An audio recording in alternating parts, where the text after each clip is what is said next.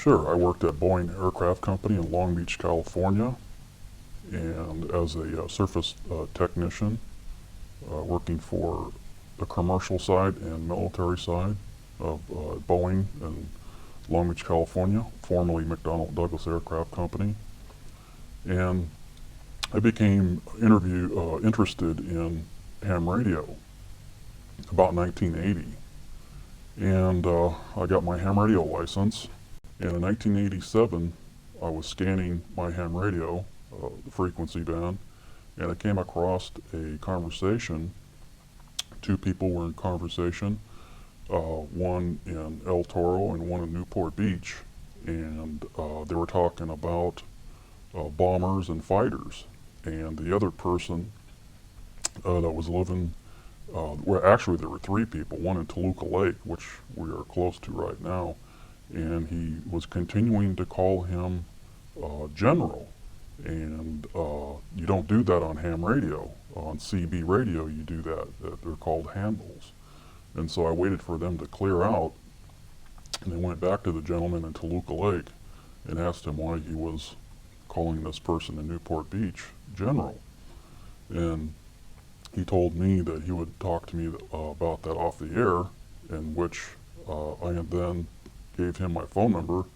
And at the time I was in Signal Hill, and I told him to give me 30 minutes to get home and to call me, in which he did. And he called me and he informed me that the reason why he was referring to the person in Newport Beach as General is because he was a general, and this was 4-star General and Chief of Staff of the Air Force, General Curtis Lemay.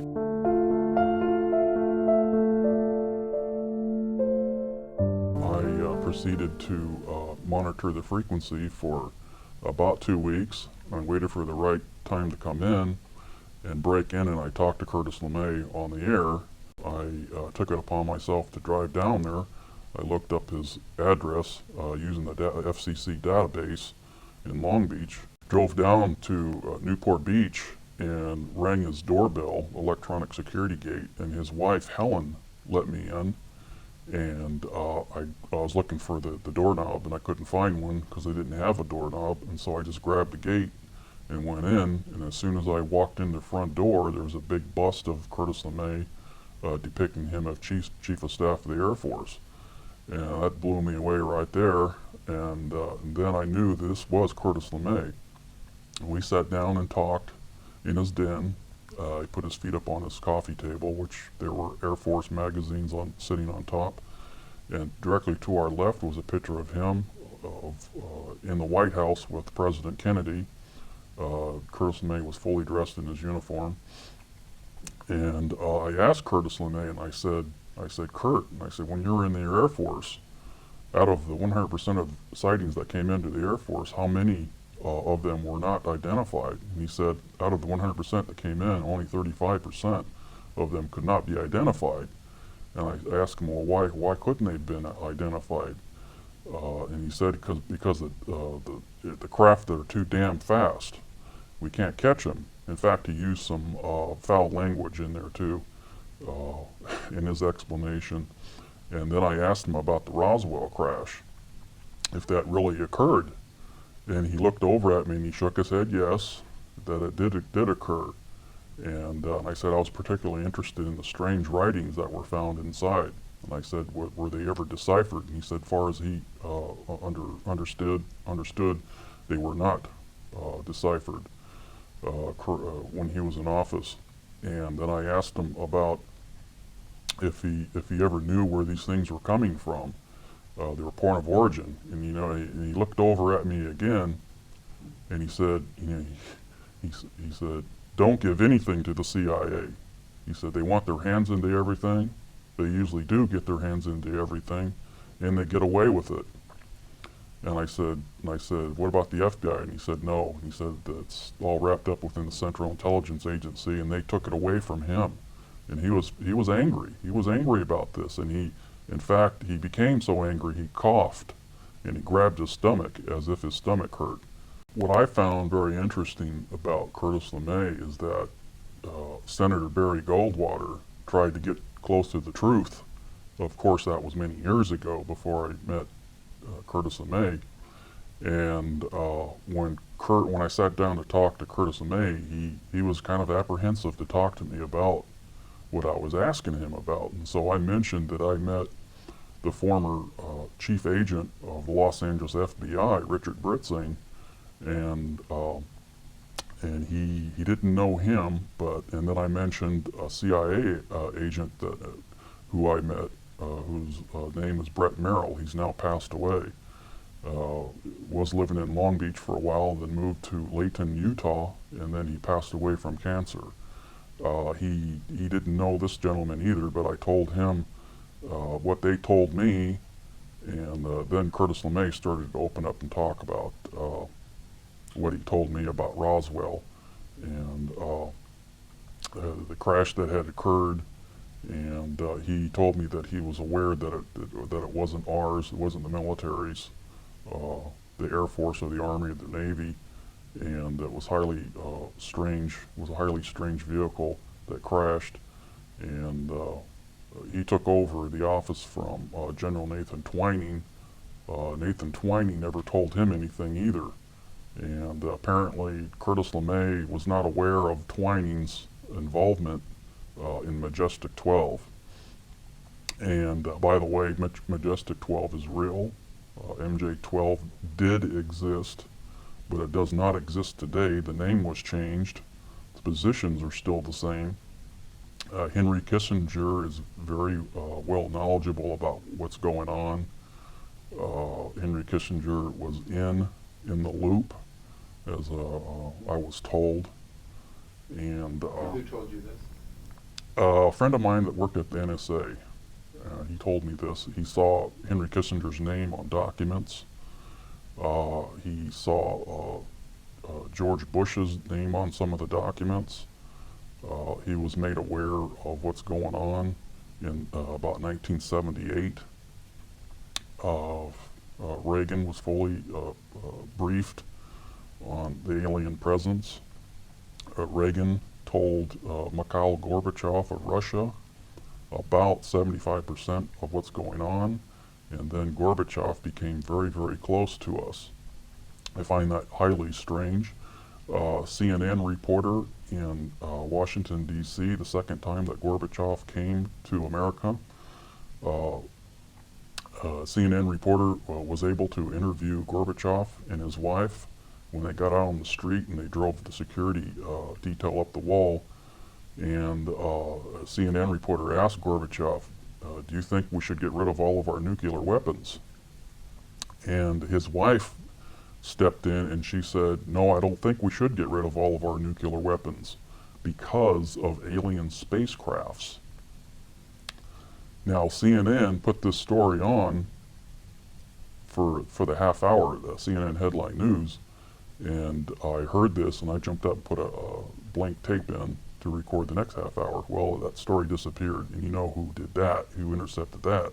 That was the CIA that got involved with that, because I know they were monitoring CNN and all international headlines at that time, and they squashed that, but I heard it, and this tells me that my information is correct about Ronald Reagan, and from my NSA source, and it's just total overkill as far as I'm concerned, and it's just Congress needs to know about this information.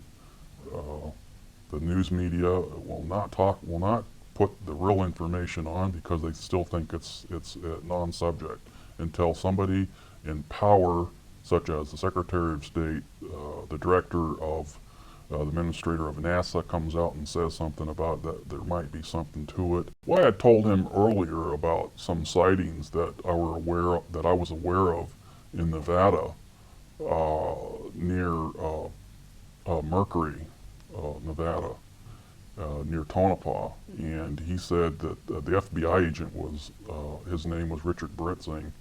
He's now head of security at the Mormon Church in Salt Lake City, Utah, and he had referred me to the United States Air Force office in LA near the Los Angeles airport, off of El Segundo Boulevard in the 405 freeway.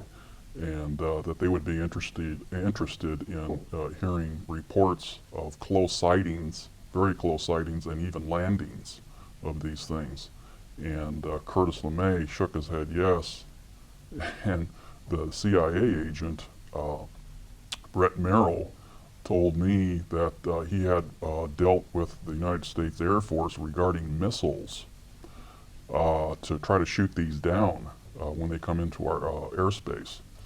And that's basically what the CIA agent told me, and he also told the agent told me that the CIA agent told me that he was aware of the situation, and it's extremely classified, but he was aware of what was going on. He was a national intelligence agent.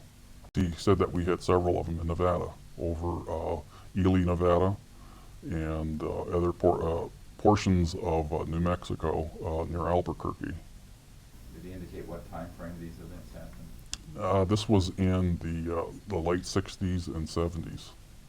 I've met a gentleman that was in the Army, in the CID, that was involved with several crash recoveries when he was in the CID in 1947, when he was inducted in the United States Army.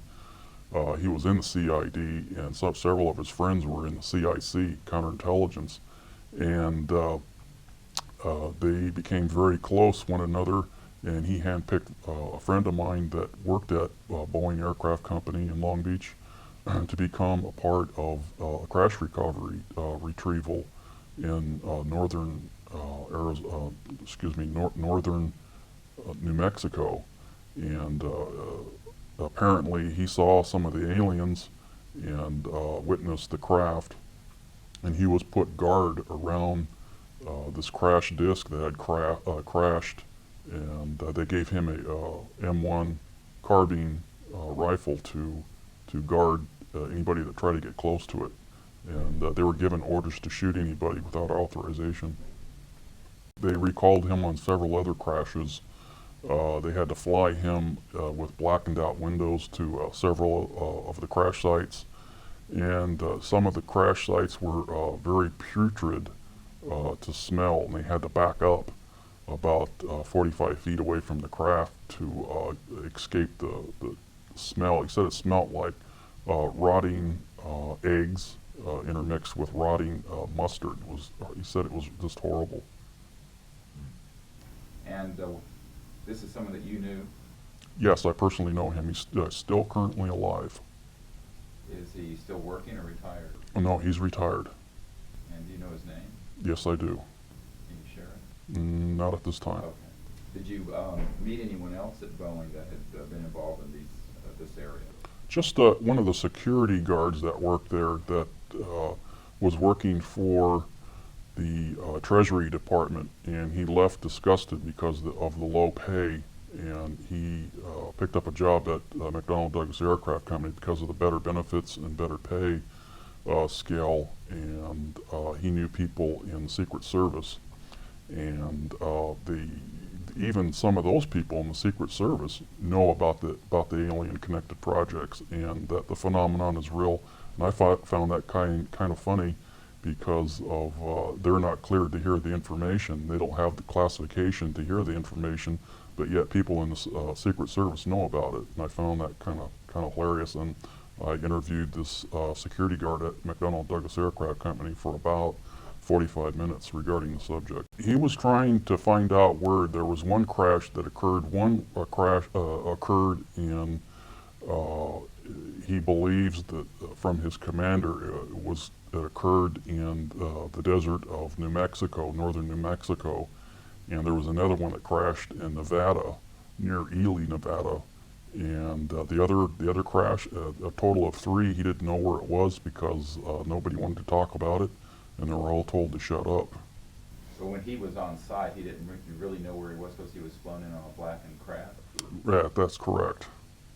They were taken to several crash areas in an aircraft. They were then landed. They were taken by Jeep. They were told not to look out the Jeep at all, to keep their eyes in one position. They were told not to talk to anybody. There, in fact, one of the locations, one of the military officers said, uh, he goes, "Gentlemen, we're not here on a Hollywood movie set. This is a highly classified mission. You're not even supposed to talk to your family about this." And they had to sign security oath statements that they would not talk about this for 50 years regarding the crash sites that they were taken to. These gentlemen saw, my friend had seen personally the dead aliens. They had almond-shaped eyes, darkened, rather large head, little bit larger than human head. Their bodies were about the size of about a 9-year-old child. Their hands were, they had 4 fingers, no thumb. He told me they all looked like they came out of a mold because they all looked the same, and their mouths were just a small slit. The typical description that's out in the field, real small ears, no hair in the head,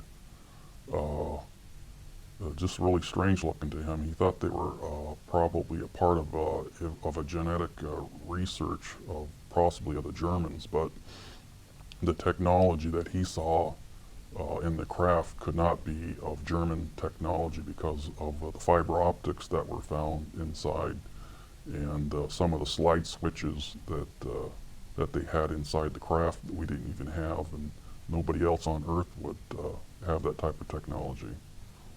What dates were these? Did he give you any specific or just a general? This was started in 1947. There were more crashes than Roswell, but people don't understand is that there was one in 1948, and there was another one in 1949. The 1949 crash was a rather large craft, and the people inside were a little bit taller. They were about 5'8" tall. And these individuals' noses were quite long. They kind of looked like the ancient, not the Sumerians, but there's a race, I can't recall at this time, but they looked a lot like an ancient race around Palestine. Probably about 3000 BC. He told me that he picked up one of these aliens and put it on board of one of the Jeeps. And he said it felt like, the alien felt like probably about 45 pounds at most, maybe 40. And they put him in body bags and took him to, and for what he told me, they took him to Wright-Patterson Air Force Base at the time.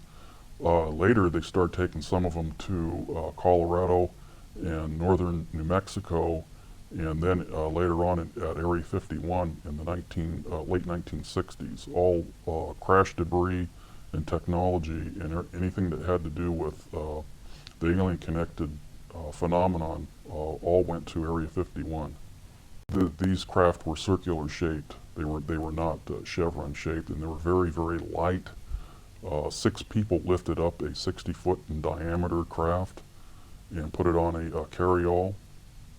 And he said it was this really strange metal. He rubbed his hand on it, and it felt really smooth, like somebody had just buffed it out with a buffer. Did he indicate how they came to be disabled?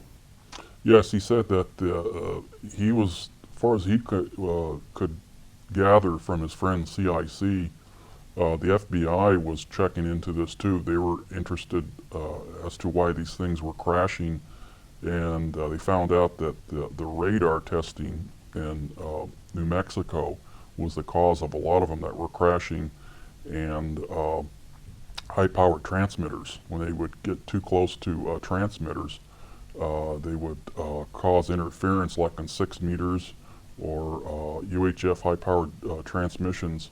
It would interfere with their guidance control, and they would just crash. And other craft that crashed, we had shot them down with our military weapons. That's one of the things that I do remember him telling me, that there's another alien group that looks a lot like the human race, and they're called the Orange. Through my mother, at Boeing Aircraft Company, my mother's now deceased, and her friend is now deceased. No, I can talk about it. My mother had met a tube bender in McDonnell Douglas Aircraft Company, which is now Boeing, and his close friend worked at Northrup. He was working on the stealth program at the time, and this guy is an absolute brain in with mathematical figures and fixing things and making things work and correcting everything to make everything work. The higher ups at Northrup were dumbfounded by this guy, and they recommended him to work with the projects up at Area 51 in Nevada. And apparently he's been working up there for at least 5 years, and they inducted him into the Alien Connected Projects to work specifically on the technology and try to figure out how these things work to back engineer them. In fact, I asked him where they're coming from, and he told me, he said, I can't answer that. That's so highly classified. And another reason why he didn't answer it regarding where these things are originating from is that his son is still working within the connected projects, and he didn't want to even talk about it. But he did tell me that he worked on the craft to back engineer them. He's aware of their existence. He knows that I met the Chief of Staff of the Air Force, General Lemay. He told me several times of the testing that took place at Area 51, that some of them come up behind the mountain and they just blink out and disappear. And then they appear about 15, 20 miles away from where he originally saw it within about 20 seconds and just reappear and do that. These are made by humans? No, these are the real things. These are the ones, the craft that he has been working on. And they go. Who's doing this? This is us. This is our military testing these vehicles up at Area 51. And the vehicles were made by whom? By the extraterrestrials. I would like to work up there. And he said, you're better off working at Boeing because it's a very, very restrictive and repressive place to work. And he said, you're better off at Boeing because the security at Area 51, they have security within security, watching other people, their other security people, and it drives them up the wall too, and it drives the employees up the wall, and that's why they have a big exodus up there of some of the employees that work there. They can't stand the environment up there because you can't do anything. You can't talk to anybody. You can't. It's just. He said it's horrible. It's a horrible place to work. Area 51's just. It's just a horrible place to work. It's like working in Russia when Russia was communist country. He was working for Northrup, directly for Northrup. He was not working for the military, any of the military services at all. He was receiving his paycheck from Northrup. So Northrop has an involvement with Area 51? Oh yes, so does Lockheed Martin, Boeing Aircraft. They do trucking for Area 51, Boeing Aircraft, Hughes. Most of the major defense contractors have something to do with Area 51. They're not let in to what's going on. They're not even allowed access to S4, Site 4, but they do truck for Boeing trucks for Area 51. I do know that for sure. I found that out from a friend at Boeing that told me that they were hiring up there for trucking for some of the military sites up there. And I found out from him that he had personally gone onto Area 51, escorted to Area 51 from the main highway. Did this contact, by the way, you say he's passed away now? Which one? The one you're discussing now. No, he's still alive. Oh, he's still alive. No, he's still alive. In fact, he knows where the aliens are originating from. In fact, I asked him that, and he's absolutely refused to discuss that, which I previously stated. But he's not at Nellis anymore. He's at Boeing. Oh no, he's fully retired. as far as he understands, there is an underground area there, and there's a lot of extraterrestrial debris down below Area 51 stored some sort of a containment area, and but he has never seen any extraterrestrials at Area 51 walking around and conversing with anybody there at Area 51 or at S4. It's just the craft and the technology that they're trying to extract from these vehicles to incorporate that technology into our fighters and possibly some of our space programs. Developed propulsion or energy systems from this study? Just basically laser technology and sound wave defense mechanisms. Sound wave to blow up tanks, buildings with just sound waves. And some of the laser technology came from these craft he told me about. And we're incorporating this technology from these craft at Area 51. And I also found out that they are moving a lot of the personnel and some of the equipment and some of the extraterrestrial technology equipment and the craft to base up in Utah. He mentioned there's a base here in California near Enzo, California, and there's another base in the deserts of I believe he said Tajon or Tajon. I believe he said Tajon, I believe. I believe that's the word that he used. There's a base near Lancaster and Palmdale area.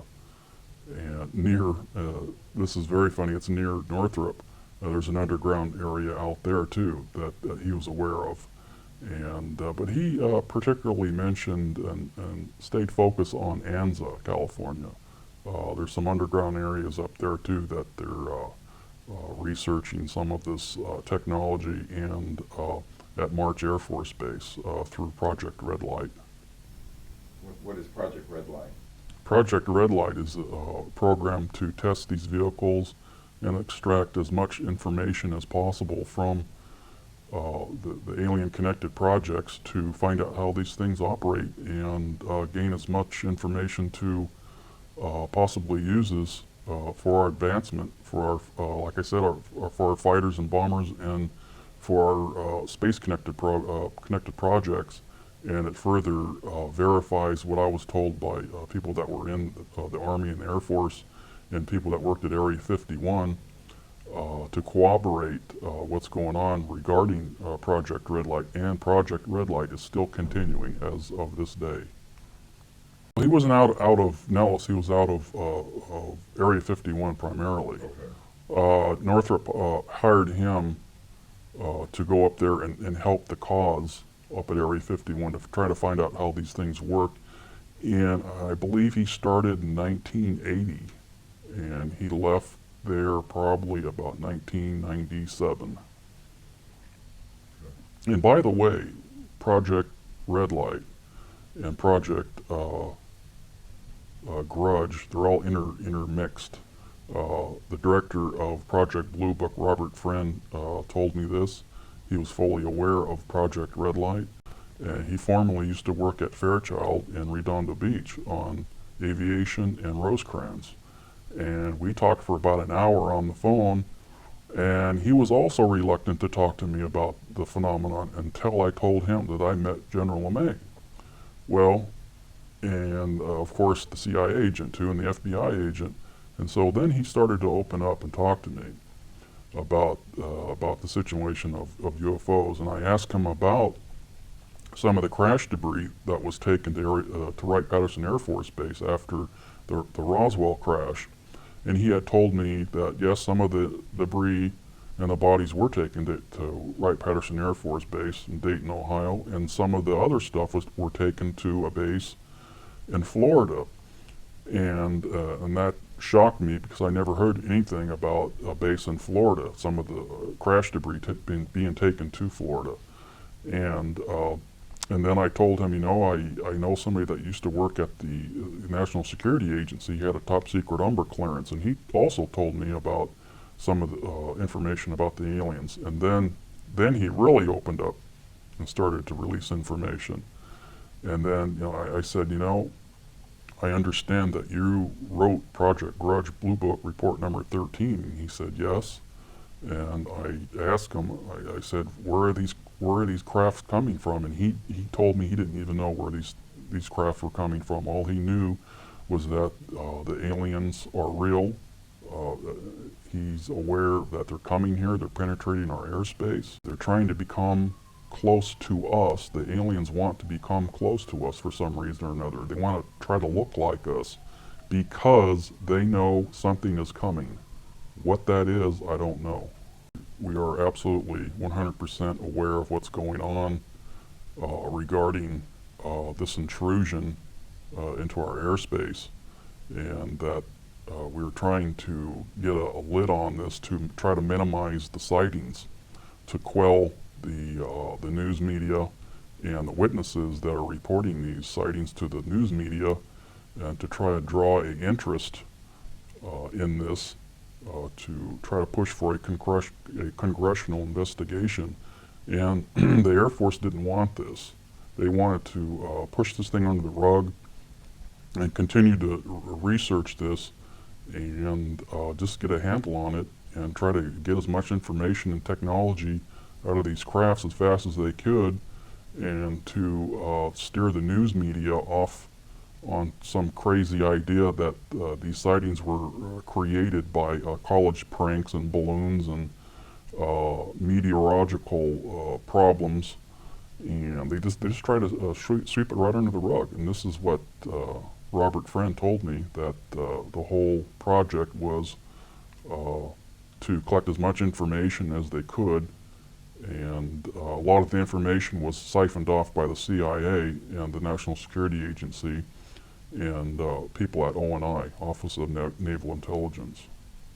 No, just the fact that he had mentioned that there were other agencies clamoring for control, and in fact going right directly to the president to get that control. What he told me regarding the security ramifications were that if their military personnel were to talk about this, they could be court-martialed, or at least threatened to be court-martialed, to get them to back down and to scare them. And other intimidations would be to hold their paychecks back, transfer them to other bases where a lot of people would not want to go to, like Alaska. Well, through my NSA contact, he was in the Army. The NSA is a part of the Army. He was in advanced intelligence gathering. He had a top secret Umber clearance.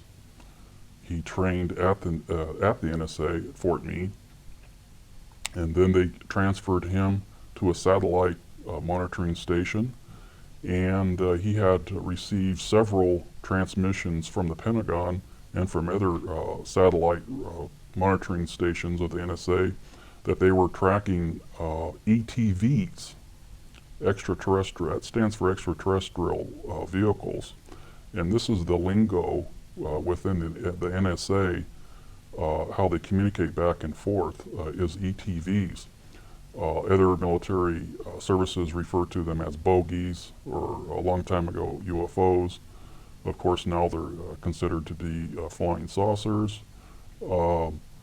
He had told me that the NSA is fully aware of the extraterrestrial presence.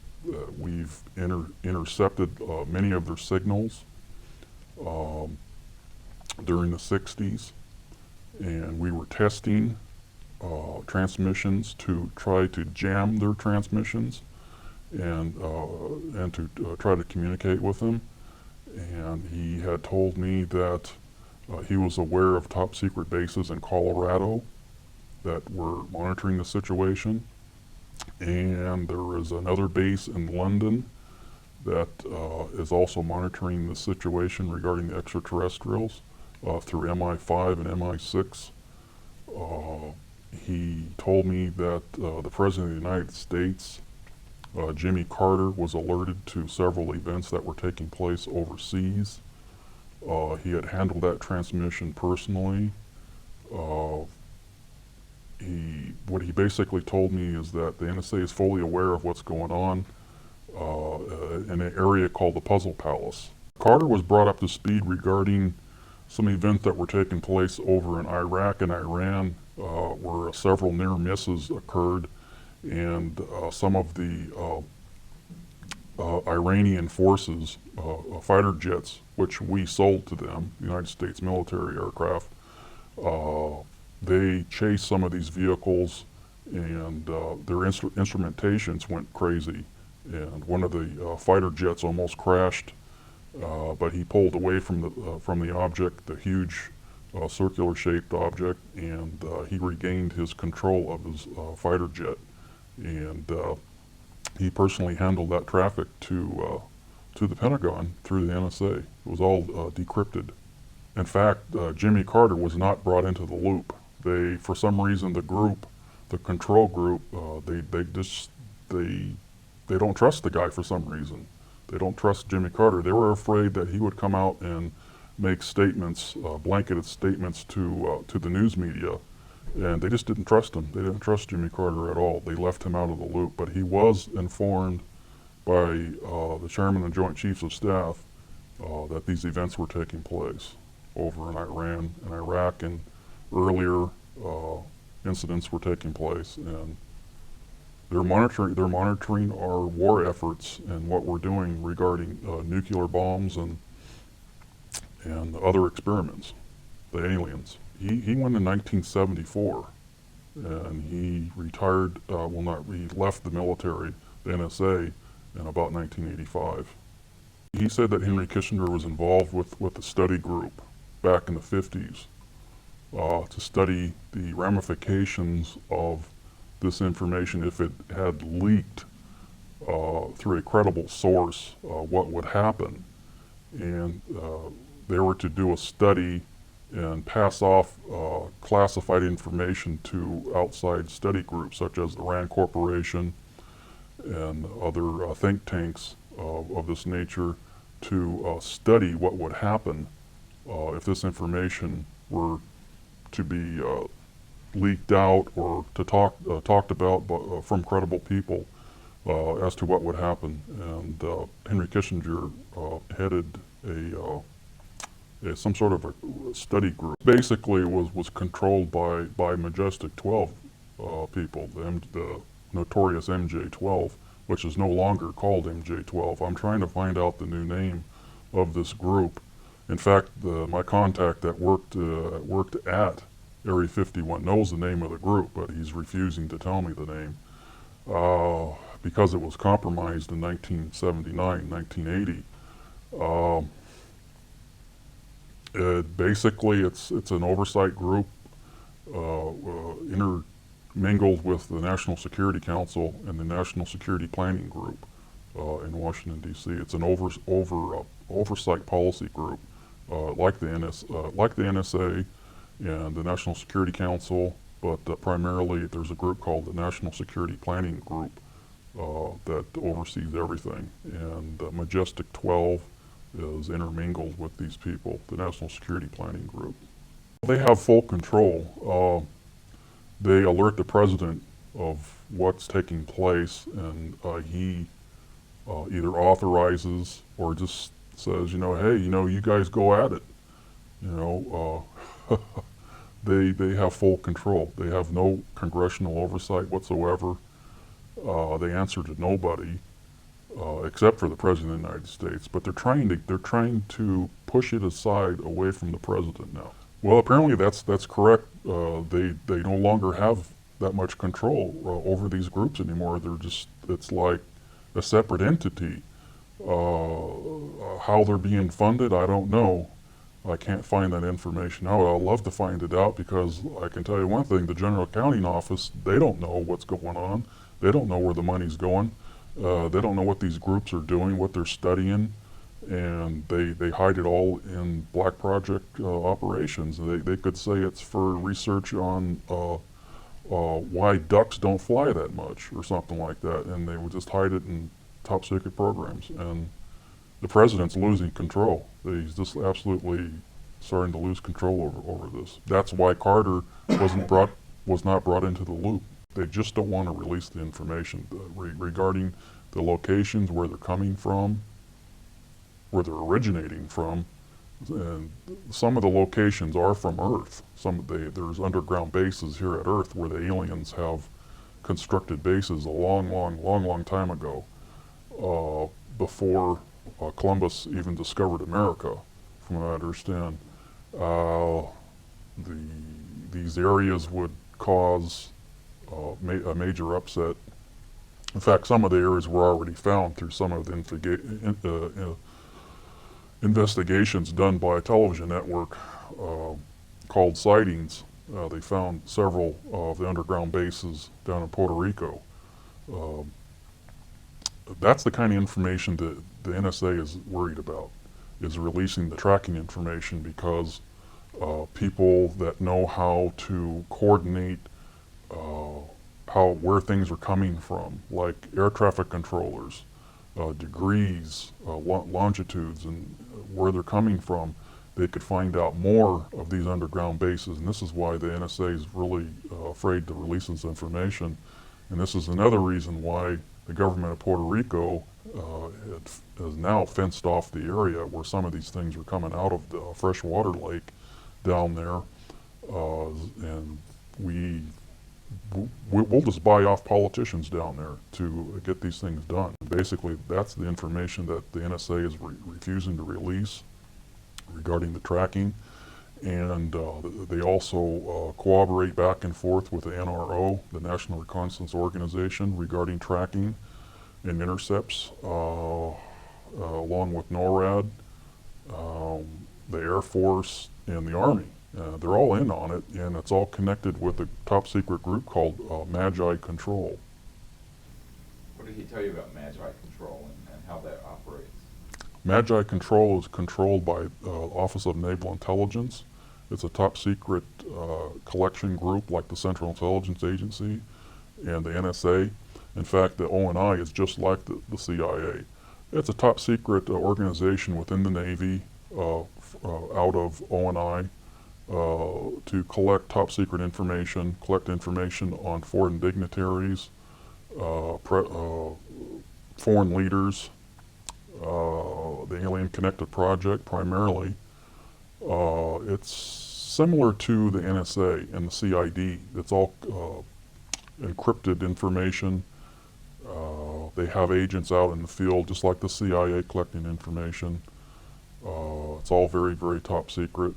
Operation Looking Glass is a top secret program, project, which is ongoing up at Area 51 to try to see into the future, to try to predict and actually to see into the future, a time travel, to find out what events will take place in the future. And from what I understand, it's currently ongoing up at Area 51 in connection with Project Red Light. Did they indicate, who let you know about that project? I heard this from a CIA buddy of mine, the same CIA agent that passed away from cancer up in Utah. What else did he share with you, the CIA contact? And can you share his name now that he's passed away? Oh yeah, Brett Merrill. Okay. Yeah. It's the same one. Yeah. Did he share with you anything else? That's interesting. Did he share that there was actually a device that assisted in this sort of time travel? It derives from the alien technology. He did not get into what it looks like or how big it is or anything like that, but it derives from, comes from the alien technology itself. The aliens can go into the future and find out what events will take place many years into the future, and they can also go back in time too. Of course, anti-gravity. Most of the craft operate on anti-gravity and electrogravitic propulsion, and oh yeah, of course, the aliens are at least 4,000 to 5,000 years advanced in our current, back in 1947, I would say, but we have jumped so fast in our technology, of course, with their help. Back in 1947, the scientists would say, wow, these guys are at least 4,000 to 5,000 years advanced in us, over us. But now, I would estimate the alien, if we would say an F-1 would crash now, without any help to where we're at now, our technology, we would say they're probably about maybe, probably about 400 years advanced over us with technology, without any help from them. If something would crash now, oh yeah, we're just about at the conclusion state right now regarding anti-gravity. That's why these little cute little toys are now coming out that are anti-gravity, like the little top that sits there in air and spins. I'll give it maybe about 15 years, and we'll have cars that will levitate using this type of technology. Oh yeah, we're doing it up at Area 51 right now. It's, some of the stuff that my buddy worked on up at Area 51, who lives now in Pahrump, Nevada, through Northrup. But yes, we're flying vehicles up there right now, and in Utah right now. They had to have them up at Area 51, and they sent them right up there. Gave them the clearance, top secret carve clearance. Bob Lazar would probably recognize that clearance. It's called what? Top secret carve. C-A-R-V-E? Right, to carve a steak or something, or carve a turkey. And oh yeah, he's aware of where the aliens are coming from, where their point of origin are, and he's just refusing to tell me this information. It's just so highly classified. Is he retired now? Oh yes, he's retired. Anti-gravity programs or the extraterrestrial programs? Well, I know that Lytton is, for an absolute fact. Lytton, Hughes Electronics, Optical out here in California, next to the Los Angeles airport. Well, McDonnell Douglas Aircraft Company was at a small level. Now they're at a big level now because Boeing bought McDonnell Douglas Aircraft Company out. I know that Boeing is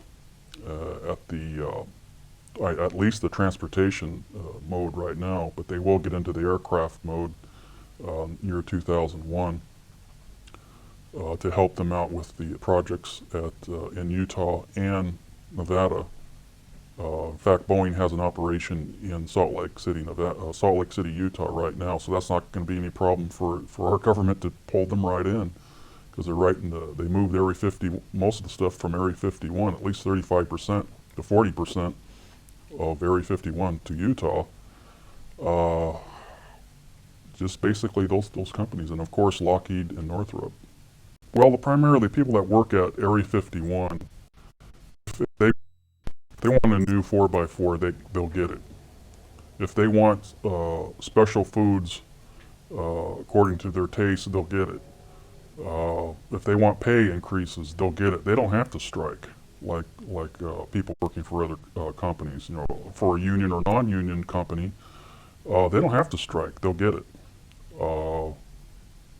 Yeah, they live like kings.